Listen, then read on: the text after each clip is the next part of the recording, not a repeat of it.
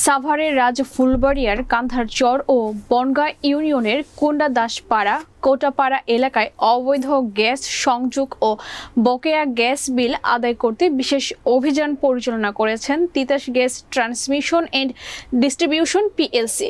সাভার নিজস্ব প্রতিনিধি আবুল কালাম আজাদের প্রতিবেদনে থাকছে বিস্তারিত।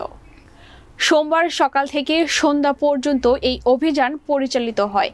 এ সময় বনগাঁও ইউনিয়নের বিভিন্ন বাসাবাড়ি ও বেশ কয়েকটি মশার কয়েলের ফ্যাক্টরিতে অবৈধভাবে নেওয়া গ্যাস সংযোগ বিচ্ছিন্ন সহ বকেয়া বিল আদায় করা হয়। Savar Titas gas transmission and distribution PLC ব্যবস্থাপক জোনাল বিক্রয় অফিসের প্রকৌশলী আবু সালেহ মোহাম্মদ খাদেমউদ্দিনের নেতৃত্বে অভিযান চালানো হয়।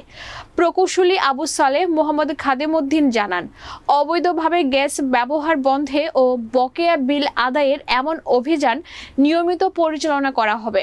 অভিযান চলাকালে আরও উপস্থিত ছিলেন Titas gas transmission and distribution company limited Savar zonal বিপণন অফিসের আব্দুল মান্নান, আমিনুল ইসলাম সহ তিতাসের কারিগরি টিমের সদস্যগণ।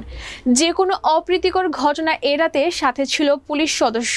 কোন্ডা এলাকায় প্রশাসনের সহায়তায় এবং পুলিশের সহায়তায় আজকে এই বিশেষ অভিযান পরিচালনা করছি।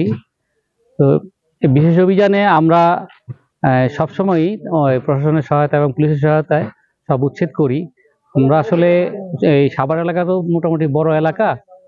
এই এলাকার বিভিন্ন সময়ে আমরা যে পুলিশ ম্যাজিস্ট্রেট নিয়ে আমরা যে প্রোগ্রাম করি, আমাদের লোকবল সংকটের কারণে হয়তোবা দেখা গেল যে আমরা এখানে খবর পেয়েছি, আমাদের কয়েকদিন দেরি হয়েছে, তবে আমরা আসছি এবং ওদের নামে ওদের আইনানুগ ব্যবস্থা গ্রহণ করা হবে।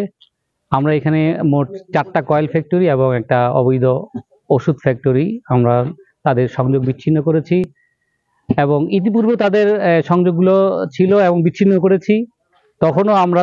তখন বিজ্ঞ ম্যাজিস্ট্রেট তাদেরকে বিল জরিমানাও করেছে।